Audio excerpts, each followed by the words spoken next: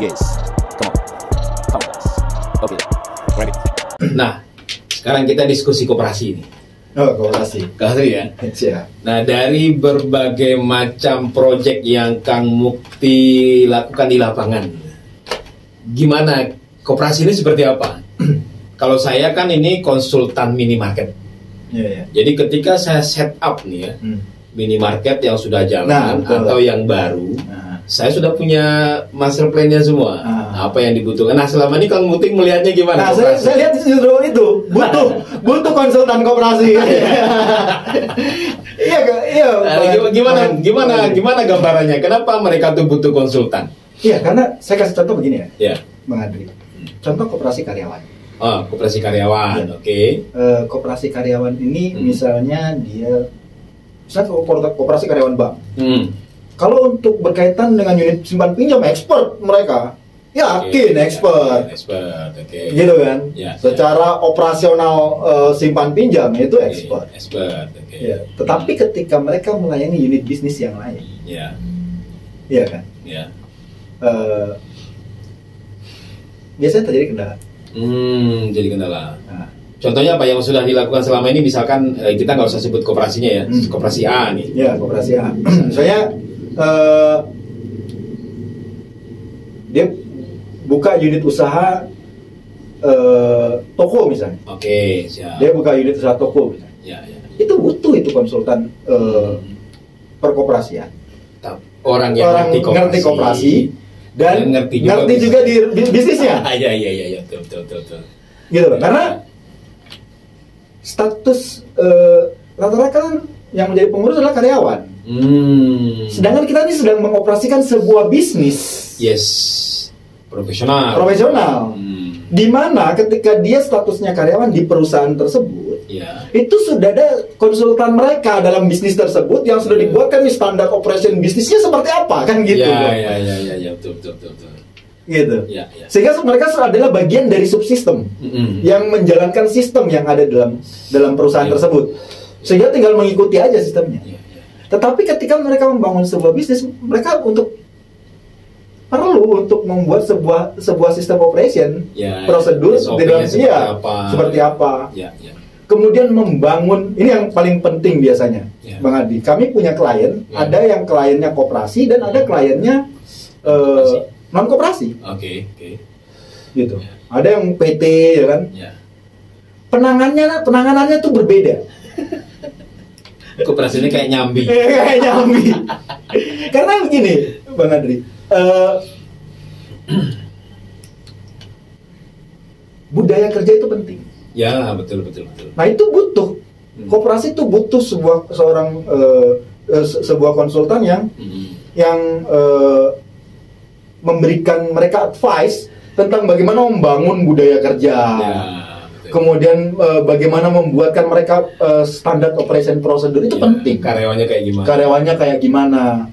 Kemudian memberikan sebuah rincian tugas, wewenang dan tanggung jawab, job deskripsinya apa dari masing-masing karyawan. Kemudian standar rekrutmen karyawannya seperti apa. Mungkin kalau di perusahaannya sebelumnya ini sudah ada standarnya kan gitu. Udah tinggal ngikut gitu kan. Iya, betul. Tapi sampai dengan bagaimana membuat perencanaan bisnisnya. Oh, iya. Saya setuju tuh. Jadi gini, jadi memang ada koperasi ini kan karena selama ini kan koperasi dianggap sebagai organisasi sosial, kemudian yang ada bisnisnya, sehingga kan banyak orang menganggap koperasi ini sudah karena dia berbasis sosial ya sudahlah apa adanya aja berjalan gini ya kan. Padahal faktanya pertanggungjawaban mereka terhadap anggota itu kan harus amanah ya, akuntabilitasnya harus tinggi, validitasnya harus tinggi kan gitu kan. Nah, saya ngeliat ya betul itu. Saya juga lagi kalau Kang Mukti bilang kayak gitu ya sebenarnya memang koperasi ini butuh konsultan koperasi yang paham tentang koperasi, kemudian dia juga memahami tentang sektor bisnis yang akan dijalankan. Ya. Kalau saya sih selama ini memang sudah bergerak di konsultan retail nih, tapi kebetulan saya juga orang yang paham koperasi ya kan. Jadi nyambung nih ketika dia mau bikin minimarket seperti apa, saya udah ngerti nih. Berarti contohnya kebutuhan ini. Contohnya sekarang kita lagi garap di Koperasi Pekalongan ya. Nah kebutuhan dia kan pasti ada membernya, membernya harganya lebih murah dan sebagainya. Kita udah paham nih bagaimana men-setting itu kan gitu kan. Nah, jadi ya memang saya lihat kalau dia di koperasi yang unit bisnis assessment minjam masih butuh konsultan nggak sih? Tergantung koperasi tersebut koperasi apa ya. Kalau misalnya yang bukan apa namanya koperasi perbankan, ya biasanya juga mereka ya? butuh. Karena mereka nggak tahu juga ya nggak tahu juga mengoperasikan. Iya. Ya kalau misalnya contohnya, kalau kita di konsultan minimarket kan ketika orang nanya nih, Bang Adi ini saya mau bikin minimarket, berapa orang karyawan saya? Betul. Betul kan? Hitung-hitungannya bagaimana nih? Ya, harus ada kepala tokonya, harus ada administrasi gudangnya, kemudian ada kasirnya, ada pramuniaganya, ada administrasi keuangan, kan gitu. Contohnya kan gitu. Nah, ketika dia melakukan koperasi, kadang-kadang cuma satu orang aja nongkrong di situ. Betul. Double job kanan kiri. Kemudian kebijakan seperti apa? Ya, nggak jelas ya. Terutama berkaitan dengan sama juga konsultan keuangannya juga butuh. Jadi terutama dalam hal kebijakan akuntansinya, pencatatannya. Ini terutama untuk yang koperasi-koperasi yang udah gede. Jadi selama ini ketika kamu mengimplementasikan itu, akhirnya jangan-jangan kamu juga terjebak. Saya kadang juga terjebak di situ. Akhirnya bukan saya mau memberikan training dari segi softwarenya, tapi sampai dengan kelembagaan juga bagaimana operasional ini mereka, bahkan sampai bagaimana membuatkan mereka punya laporan keuangan dari awal sampai dengan akhir. Terjebak di situ. Ya gitu. Berarti ada peluang itu di Kang Mukti. Jadi kita sebagai konsultan software, tapi juga bisa di hire sebagai konsultan kelembagaan koperasi. Betul.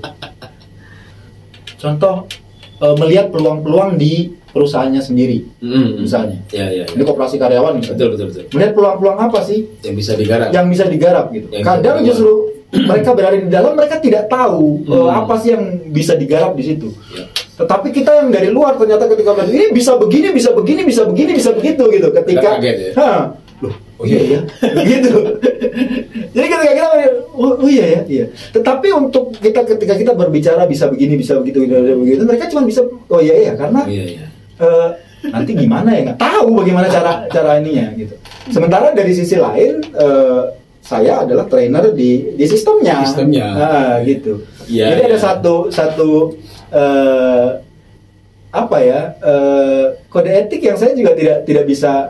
Karena kalau itu melangkahi toh. Iya, melangkahi. Jadi kalau terjadi apa-apa kan kamu harus tanggung jawab. Iya, betul. Padahal kan kamu tanggung jawabnya di software. Masa gue ikut-ikutan gini kalau jadi apa? Jadi kamu Mukti kemarin repot. Betul. Kontraknya beda. Jadi saya pikir rata-rata hampir semua koperasi, terutama budaya kerja. Itu bagaimana Kementerian Koperasi bisa menciptakan menjalankan program koperasi modern. Untuk bisa menjadi koperasi modern itu budaya kerja sangat penting menurut saya. Betul. Yes, come on, guys. Okay, ready.